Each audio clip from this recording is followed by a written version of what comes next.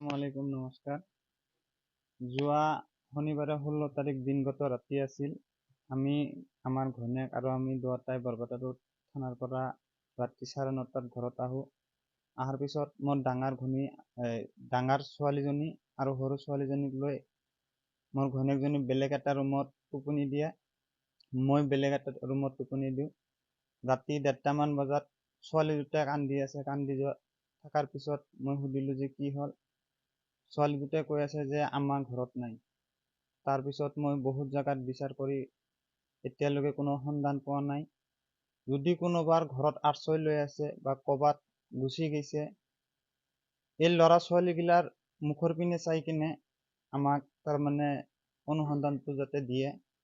আৰু মই অলৰেডি আমাৰ সৰভোগ থানা হয়, সৰভোগ থানাত মই এটা ইজাহাৰ দিছোঁ। এতিয়ালৈকে মই কোনো সঁহাৰি পোৱা নাই। গতিকে মই আৰক্ষী প্ৰশাসনক এইটোৱে আহ্বান জনাইছোঁ যে মোৰ ঘৈণীয়েকজনী নিৰুদ্দেশ হোৱাৰ পিছৰ পৰা এতিয়ালৈকে মই ক'তো বিচাৰ কৰি পোৱা নাই। য'তে নাথাকক কিয় মানুহজনক ওলাই দিয়াৰ কাৰণে মই আহ্বান জনাইছোঁ। কিমান তাৰিখে নিৰুদ্দেশ হৈছে? যোৱা 16 তাৰিখ ৰাতি মোটামুটি 10:30-11টা মান বজাত নিৰুদ্দেশ হৈছে। কাৰণ কি? কাৰণ এনেও ঘৰুৱা কাজিয়া হোৱা নাই, তাৰমানে বেলেগ কিবাই ব্লেকমেইলিং কৰিছিলে।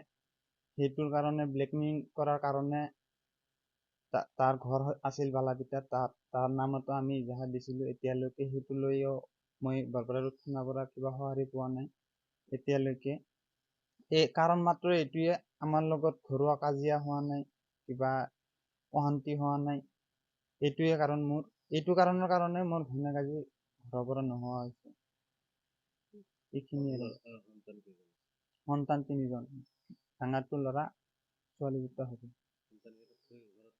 সন্তান অকলে গৈছে, কাপোৰ কিনি লৈছে, তাৰপিছত ডকুমেণ্টছ গিলা লৈছে, কাগজ পাতি লৈছে। ছোৱালী সৰুটো হ'ল 2 বছৰ 8 মাহ আৰু ডাঙৰটো হ'ল 11 বছৰ, ল'ৰাটোৰ হ'ল 13 বছৰ।